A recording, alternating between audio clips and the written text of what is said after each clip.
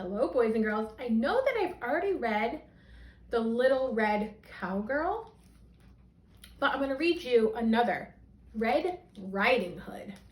It's a little bit different, so you can see what's different in the story and what might be the same. I've got my Little Red Riding Hood on. Cape. All right. A long time ago, in a simple cottage beside the deep, dark woods, there lived a pretty child called Red Riding Hood. She was kind and considerate, and everyone loved her. One afternoon, Red Riding Hood's mother called to her. "Granny isn't feeling well, and she's not up to snuff today. So I baked her favorite custard as a little surprise. So be a good little girl and take it to her, will you?" Red Riding Hood was delighted. She loved going to Granny's house, and it meant crossing the deep, dark woods. When the custard cooled, Red Riding Hood's mother wrapped it up and put it in a basket. "Now, whatever you do," she said, "go straight to Granny's house. Do not tarry. Do not speak to any strangers." "Yes, ma'am," said Little Red Riding Hood. Before long, she was in the deepest part of the woods. "Oh," she said, "this is scary. Someone's lurking behind a tree."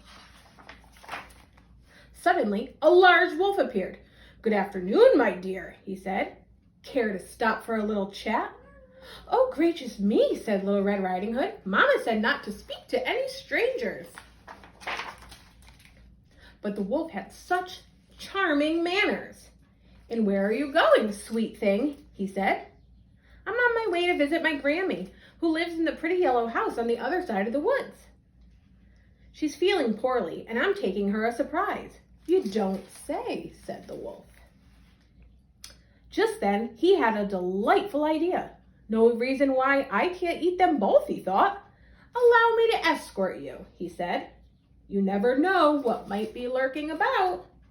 "You're too kind," said Little Red Riding Hood, and she grabbed his hand, and they set off for Granny's. Beyond the forest, they came to a patch of sunflowers. "Why not pick a few?" suggested the wolf. "Grannies love flowers." But while Little Red Riding Hood was picking Pretty Bouquet, the clever wolf hurried on to Granny's house. "No, who is it?" called out Granny. "It is I, your your darling granddaughter," said the wolf in a high voice. "The door's unlocked," said Granny. "Surprise!" cried the wolf. Granny was furious at having her reading interrupted. "Get out of here, you horrid thing!" But the wolf gobbled her right up. He didn't even bother to chew. "Tasty," he said, patting his belly. "So tasty." Just then, he heard some footsteps on the garden path. Here comes dessert. And losing no time, he put on Granny's cap, glasses, jumped into bed, and pulled up the covers. "Who is it?" he called out in his sweetest little Granny voice. "It is I, your granddaughter," said Little Red Riding Hood. "The door is unlocked," said the wolf. Red Riding Hood was distracted. Red Riding Hood was distressed at seeing her grandmother had changed. "Why, Granny," she said, "what big eyes you have." "The better to see you with, my dear," said the wolf. "And Granny, what long arms you have." "Oh, the better to hug you with, my dear." "And Granny, what big teeth you have." "The better to eat you, my dear," cried the wolf. "Oh no." And he gobbled her right up. "I'm so wicked," he said, so wicked. But really, he was. He was enormously pleased with himself, and having enjoyed such a heavy meal, he was soon snoring away. A hunter was passing by, and he was alarmed by the frightful racket that he heard inside. "That doesn't sound like Granny," he said. And so the brave hunter jumped in the window and knocked out that sleeping wolf. He beat him up, and out jumped Granny, and out jumped Red Riding Hood. "Oh, we are so grateful," said Red Riding Hood. "That wicked wolf won't trouble you again," said the hunter.